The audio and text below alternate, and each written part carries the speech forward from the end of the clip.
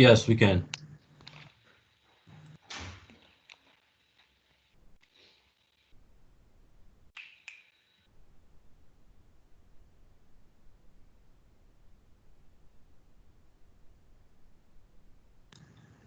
Hey, can everyone give a thumbs up in the comment section to let us know that you can hear and you can see everything?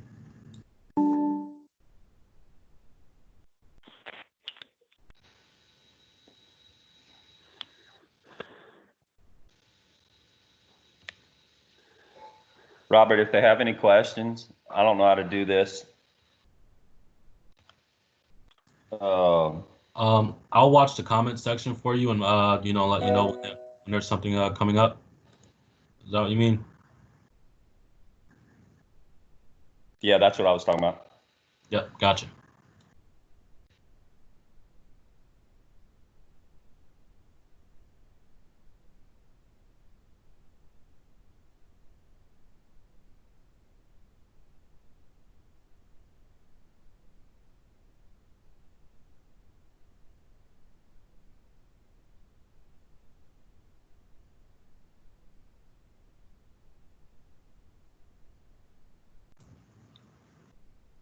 And again, to everyone just joining, you can go ahead and check the comment section, the chat box up a little bit further up. The email that David did circulate with you all, I did post it there along with those materials. You can download those directly to your PC. Also, just wanted to give you a quick reminder, this will be recorded and posted to YouTube. I'll share those links with you, and you'll have the opportunity to share them with your youth.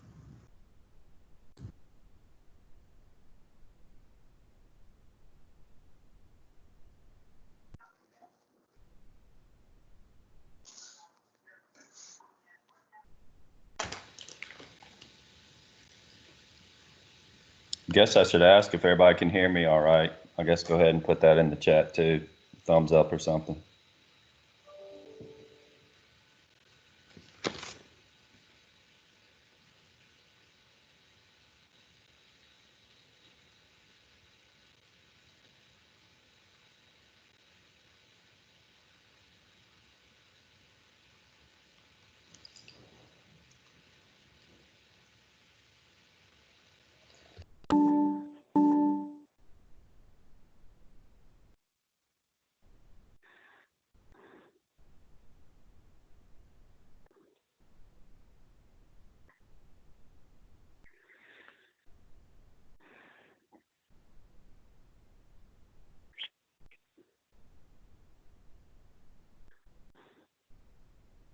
Hello.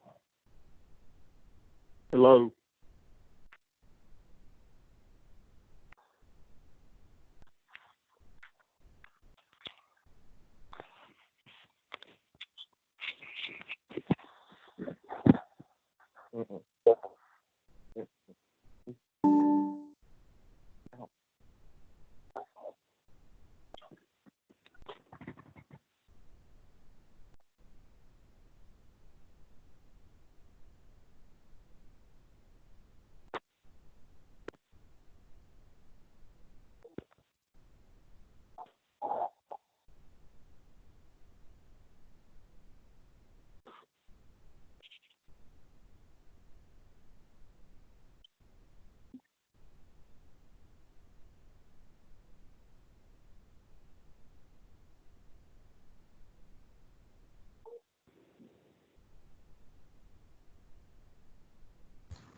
Hey, David, I have 10 here. You can go ahead and get started whenever you're ready. All right, I assume everybody could hear me. I heard a couple dings, so I'm assuming that was thumbs up. Is that right, Robert? Yes, sir. All right, well, thanks for everybody coming. I know it's a different year, so I'm gonna go over this as best as I can. And obviously, if you have any questions, let me know, or at the end we can answer any more. But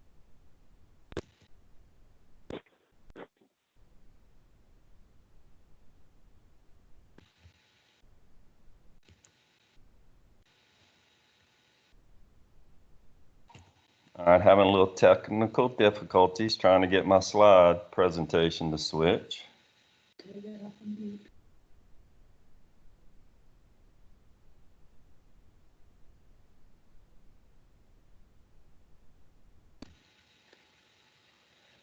All right, so just a quick kind of, I guess, overview. This is a team contest of 3, or if you don't have 3, you can have an individual. And the individual parts will be a wildlife ID, a shoot, don't shoot, and a test. And all 3 of those are 100 points each, so that would be 300 points total. So if you have individuals only, that's the only part they will do. And then if you have a team of 3, we'll have a scenario. It's going to be a written format only. And I'm going to show you some short examples. And basically, what I'm hoping will be done is they'll get together and they'll turn in a paper to me, and we'll talk more about that also. But the team part, the scenario part, is 200 points. So I basically tried to keep as much of it in there as I could. Obviously, we took out the compass part, the shooting parts that we've had in the past, but we're going to make it work this way. So if they got a perfect score as a team, it would be 1,100 total points. And as I mentioned earlier, individuals would be 300 points for a total perfect score. We will get blue ribbons for individuals and teams. And I just put this on here so I wouldn't forget to say it, because I'm not real sure how. I still have a little bit of time to think about this, but I put time limit on each part, and we'll go over the parts here in a minute. I just hadn't decided how much time that actually is going to be, because I'm sure somebody's going to have some complications, probably myself included. But each section will be done in a particular order, and it'll be a time limit for them to submit it. All right, so let's move on to the next slide, and we'll start going over the various parts.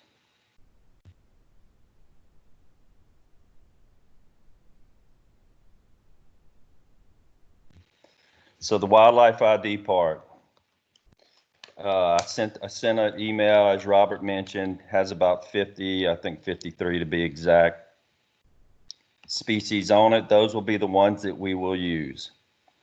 The pictures could be the whole animal, could be the antlers and horns, wings and feathers, skulls, tracks, pelts, and scat. So out of those animals, in any of those variations, you will see a picture. In my opinion, this will probably be the hardest part of the contest, because this will be the main part that you actually have to write it in. So, and I'll get to some examples, but they'll have the picture on the screen, and then the kids will write exactly what it is. And then probably just as important, but they have the list, the spelling has to be correct, because the way this is going to work is I'm going to have the answers submitted into the system, I guess you could say, and it's only going to accept the correct spelling words or the way that it is. So if it's a bear and the answer is black bear, don't just put bear, put black bear, or it'll be incorrect. No partial credit or anything like that. So get the spelling right and use the list that I provided, and you should be fine. And like I said, that's 100 points. As far as resources for this one, it's a difficult one. I'm not gonna, there's no real good, at least in my mind, website or anything to just have all of this in one location. So you pretty much, Google is probably the best way to do it. You just type in the number and or the name of the animal and look up those different things to try to identify them. So hopefully that makes sense for everybody.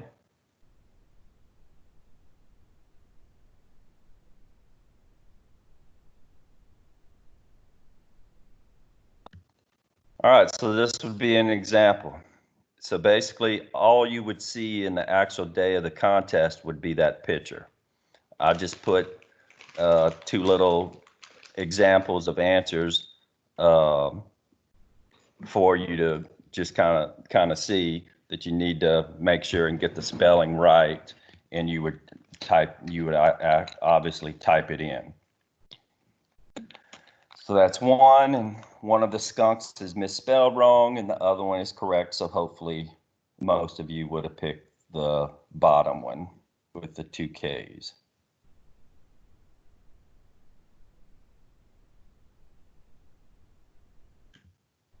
All right, and here's a skull. So the first one was a pelt. This is a skull. It's actually not in the contest, but it was an easy one to show and easily identifiable. And so once again, the picture of the skull would be the only thing that the youth would see, and then they would have to type in the answer and get it spelled right. Do we have it with the O or do we have it with the E? So it would obviously be the alligator with the O. So just trying to kind of, they do have some good pictures, like I said, or like I mentioned on Google. I mean, that's basically where I got all my information from to put it online. So I just wanted to kind of show you that it can be done.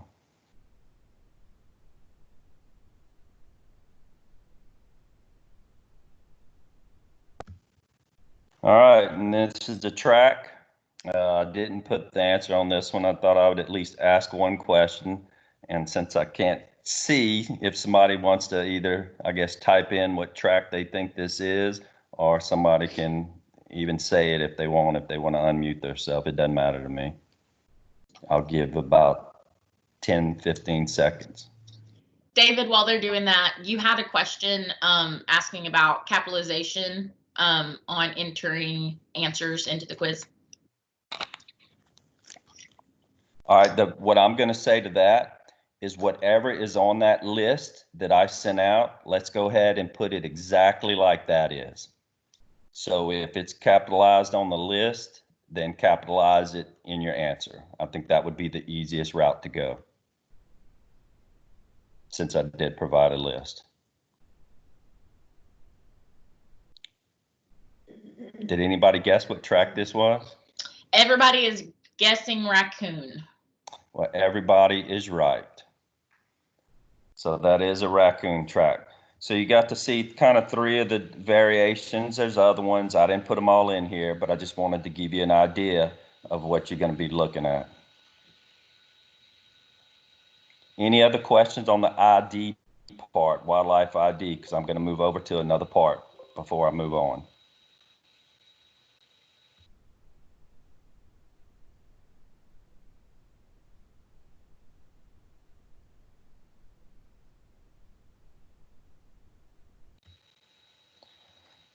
All right, so this is were there any, I'm assuming there were no questions. So we'll move on to the second part, which is our outdoor safety, or as a lot of us go by, the shoot, don't shoot. And so once again, there's going to be a picture shown. There's no words.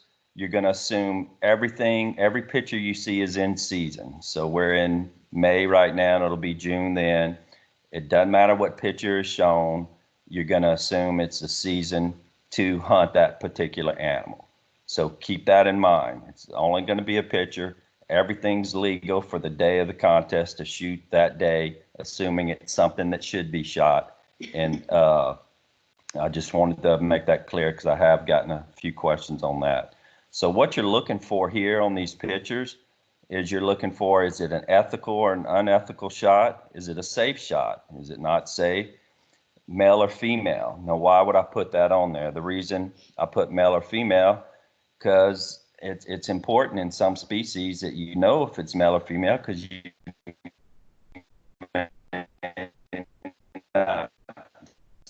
may not supposed to be shooting a species depending on if it's male or female. And then obviously you need to know what you're looking at. And so some things are not supposed to be hunted and some are.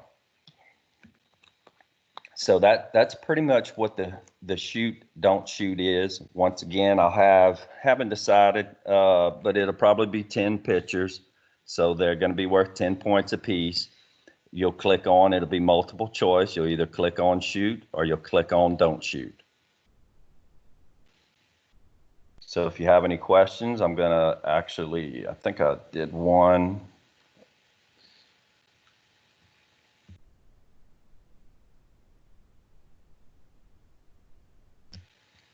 All right, so here's our first one. Another interaction. Tell me if that's a shoot or don't shoot. Go ahead and type it in on what you think it is. And Crystal, if you could let me know what a couple of the responses are, and I'll briefly talk about it. Everybody is going with don't shoot. No.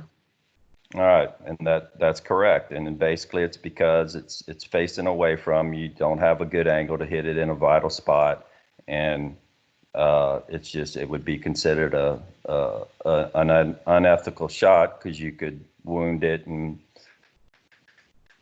by not hitting it in a vital area. So that's good. But these are the type of situations that I wanted to show you that'll be on there. And I'm going to show you another one I think I have.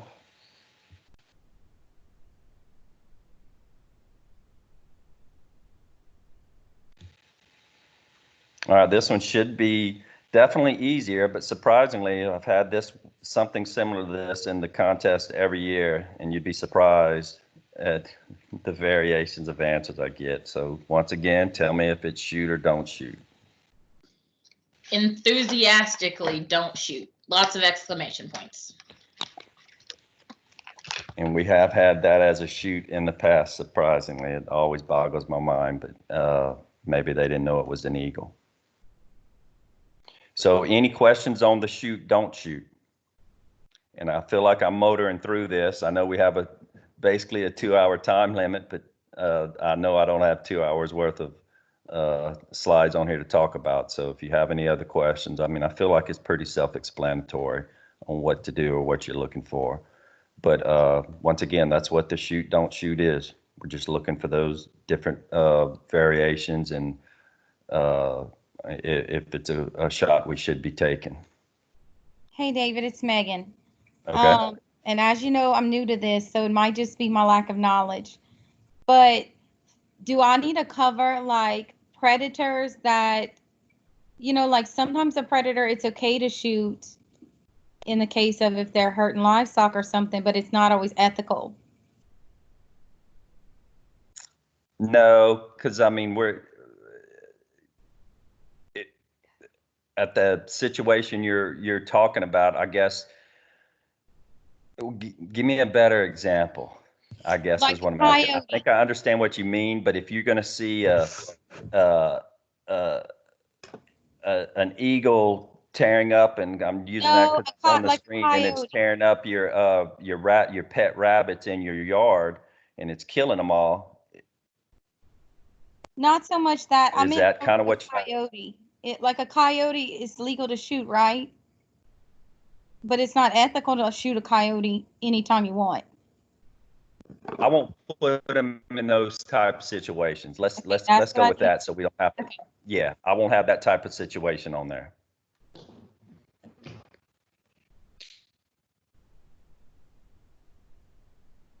All right, we'll move on unless there's any other questions. David, you do have a question from Silas. He said, is there an assumption of rifle or archery equipment?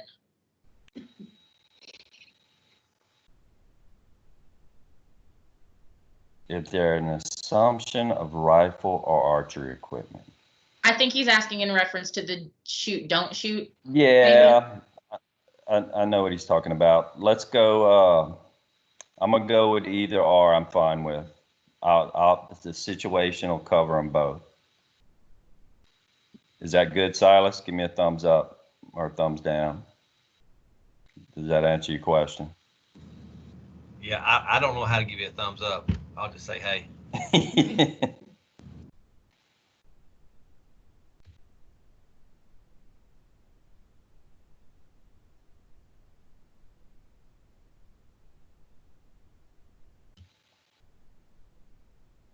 Not everybody wants to hear this, but Crystal, why in the heck do I have to mute it every time I want to change the slide? I honestly don't know. That's it might be the way that you're presenting, since you're presenting not, it doesn't look like you're doing it from directly in Teams. So I don't know why that's going on. I'll work with IT and figure it out. Join Teams. Okay. All right, so the next part of the contest is just the general test. I sent 178 questions, which I didn't really want to do, but under these times, and they have the answers, you have them. So obviously that'll play a part in this test. And then there's the hunting and WMA regulations guide for Louisiana. I posted that also on that email that the agents do have. And then the big book, the NRA Hunter's Guide. And I know a lot of you may not have that. We have been using that book for this contest and actually in our shooting sports hunting skills contest for years. So I'm hoping a lot of you have acquired it. But I also will say the first two resources, I'll probably go more heavily, or I have been going more heavily on what I've already put together on those first two. So, because I just know we're kind of under a time constraint, and if you got to order the book or you don't have it, then it could cause a few problems. But I just wanted you to see that that's what's going to be. It's all going to be multiple choice and true and false. There's no fill in the blank on that. So the answer will be somewhere in front of you. It'll be, I actually have two versions that I've done. I'm just worried about the time, but I have a 25 question test and a 50 question test. So it's going to be one of those two. And once again, it'll be 100 points. So those three areas will be, will make up the individual part of the contest. So we'll do our top 10 or however many we end up picking for our blue ribbon group out of those three areas. Sometimes there is a tiebreaker. I do like letting people know that. We typically go to what's considered the hardest part of the contest to break the tiebreaker. And so in my mind this year and many years, it's either out of the test or the wildlife ID. I'm probably going to go with the wildlife ID and then the test and then the shoot, don't shoot. That's just kind of when you get the results and see them, and there's a bunch of things highlighted in yellow because they were tied. I just try to show people that that's the way the tiebreaker is broken. So on those three parts, does anybody have any questions?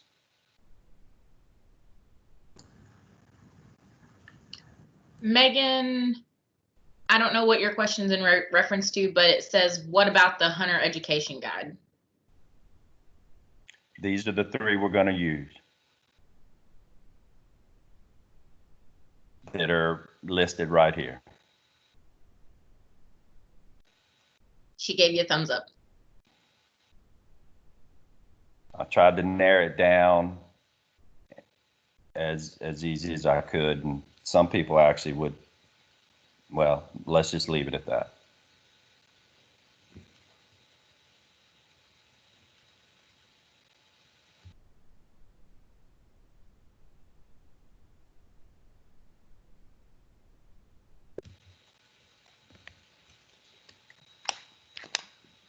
All right, so I have a couple scenarios on here. These are real that I'm going to show you in a minute, and I mean they're a very, very short scenario, but let's talk about what you're doing or hopefully doing. So we're hoping that the three team members get together by phone or computer or however they end up communicating, and they're going to read a scenario and they're going to come up with a logical way. It could be hunting or camping, a logical way to come up with the solution or what they best see as a possible solution for the scenario that's presented. As I mentioned earlier, it's going to be written only, no oral presentation this year. And I want to be real clear on this part. So, and I've done this always in the past. This isn't an English 101 part of the contest or contest in general.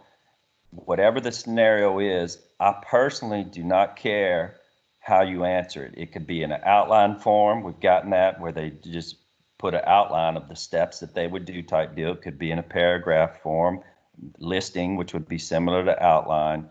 I'm not worried about the grammar, but I do need to know what the word is. So it has to be close. I'm not worried about spelling.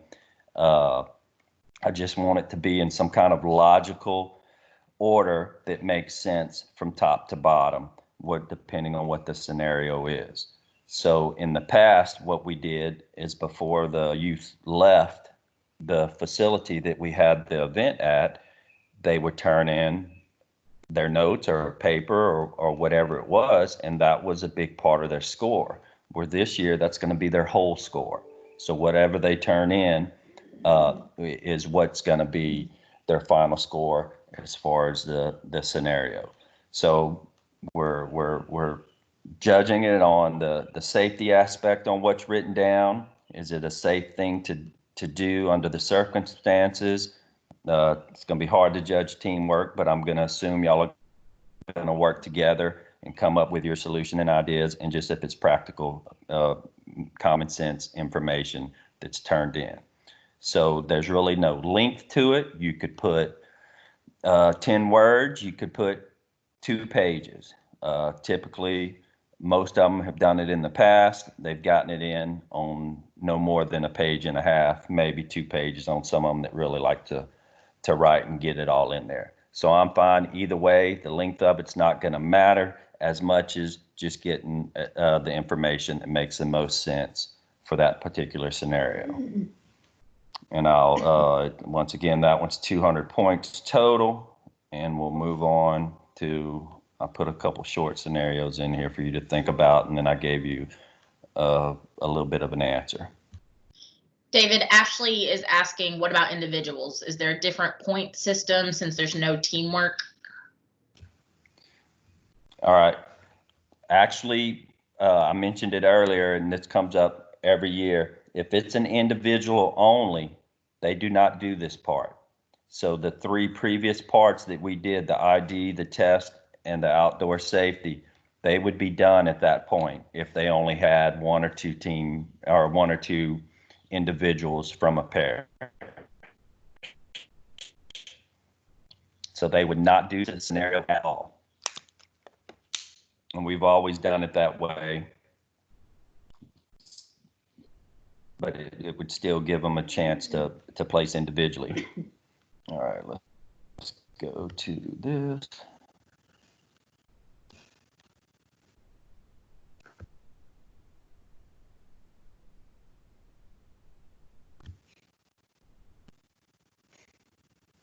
All right, so here's a short. The day becomes dry and hot. You have a full canteen of water, about 1 liter with you. You should what? So you're out in the middle of nowhere, and that's the amount of water you have. And look, it's going to be a much bigger scenario than this. I just wanted to give you some ideas. I think I have 3 or 4 of them that you could actually combine these somewhat together and make one. Think about what you would do with that canteen of water, some of the things that you would have to think about. And I'll show you the answer that's been provided. You're going to assume you're kind of in a survival situation, which would all be written in there normally when you're thinking about this. And let's do that. You've got some answers coming in. Okay. Let's Some see if said, some let's said see go if back and get water, get in the truck and run the AC. Some said ration. see, and I should have probably gave more information, but you're going to assume that you can't go get back in the truck. You're going to, and that would, like I said, be written in there. You're kind of out where you're not going to have a whole lot of resources at that particular time. So with that amount of water, a lot of people think you need to try to conserve it and different things, but ultimately you need to drink as much as you think you can, because once you get start dehydration process, you're going to be in a bind. So you need to fight that off as long as you can. And the short answer of this is drink as much as you think you need when you need it. It just kind of shows you one area.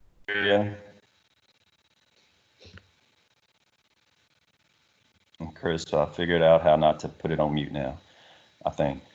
All right, so here's another one. You're in snake country. You your best action is to avoid snakes is to what? Y'all can give me some answers on that. What do you think you should do if you know you're in an area where there is a lot of snakes?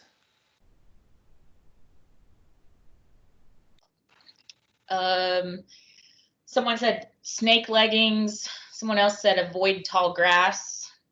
Stay on the four-wheeler. Stay on the trail and look before you step. Make noise. Wear leather boots. All right, so let's assume, and I didn't do a very good job of prefacing.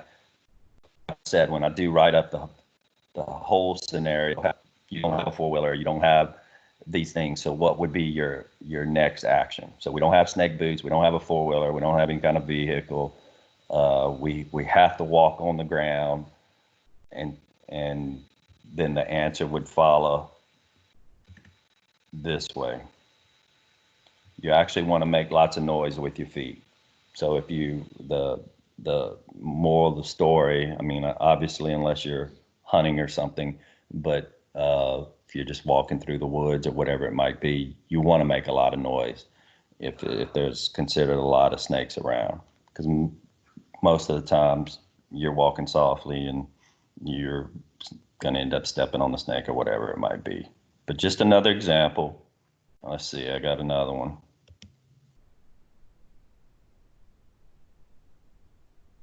All right, so you have a flashlight, glows dimly as you're about to make your way back to your campsite after a brief foraging trip. Darkness comes quickly in the woods and the surroundings seem unfamiliar. You should what?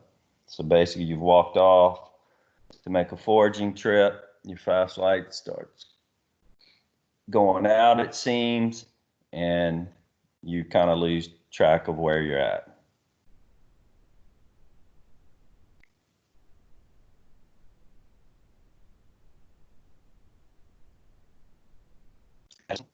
This one was odd, that's why I put it in there. I wasn't that familiar with this.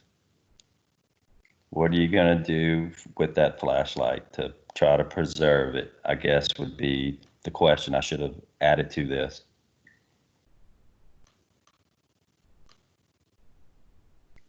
So once again, because I know the answer was given, but what should you do with that flashlight to preserve it as best as you can? Someone said turn it off in low light areas. So stop, turn off lights, and let eyes adjust to natural light. That's all we got so far. Yeah, this one's a tough one, especially when you see the answer. And once again, I want to mention, I mean, I didn't really give y'all enough information to make a really good or give a good solution in a lot of these cases, because I just kind of left it wide open. But it won't be that way come June. And the answer that was given, so it seems like a very lengthy one. I'll let y'all read it, but I thought it was interesting that you want to take the batteries out, put them in under your armpits to keep them warm, and then replace them in the flashlight. They lose their power, especially when it gets cold. And nighttime, it's typically going to get colder. And then if you warm the batteries, it'll restore them for a little while at least. So just kind of an interesting one. And all the things that were mentioned, I do want to say, are good. All the things that have been mentioned in the chat box have been good. And just because this is the answer that's on here does not mean points would not be given for many of the things that y'all have already said, because that's what we want to see. We want to see how y'all are thinking, because there are many different answers a lot of times, especially in these scenarios. It's really subjective. So we always kind of give the benefit of the doubt on good, logical solutions that can be done when you're out there. I think I have one more animal question.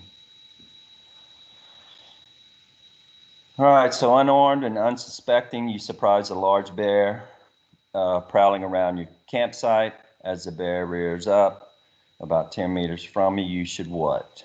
So you've come along a bear. What do? You have nothing pretty much on you. No firearms, knives, or anything like that.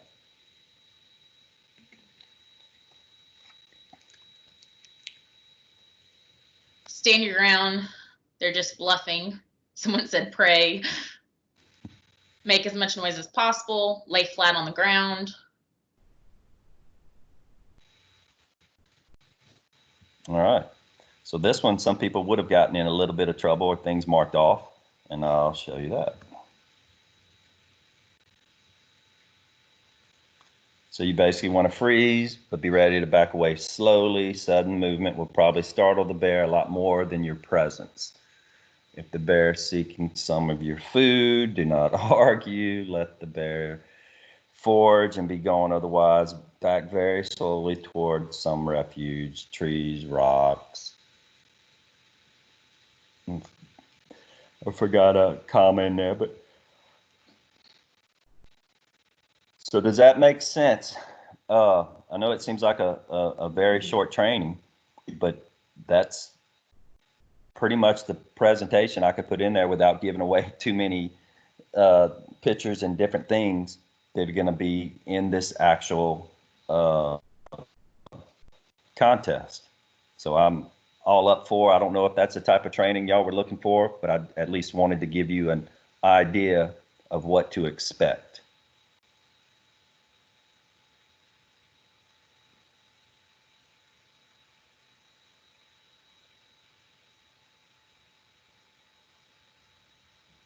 No questions so far. Ashley said she learned she'd probably get eaten by a bear. Michaela said it was very helpful.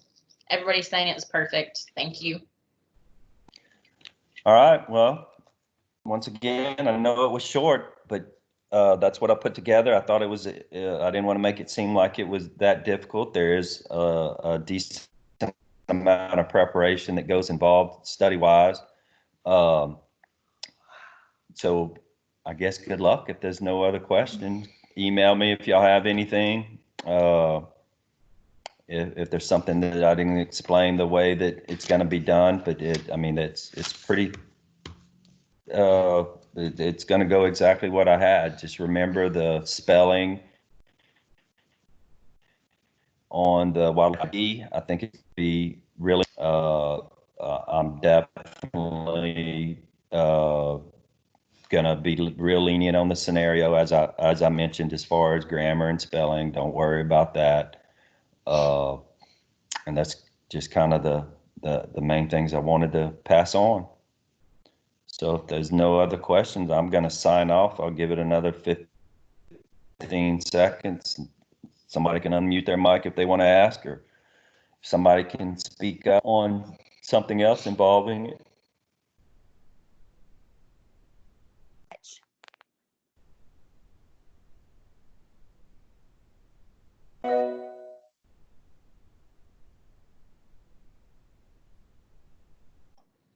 Everybody's just saying thank you. All right. I hope it was good. Y'all have a good week.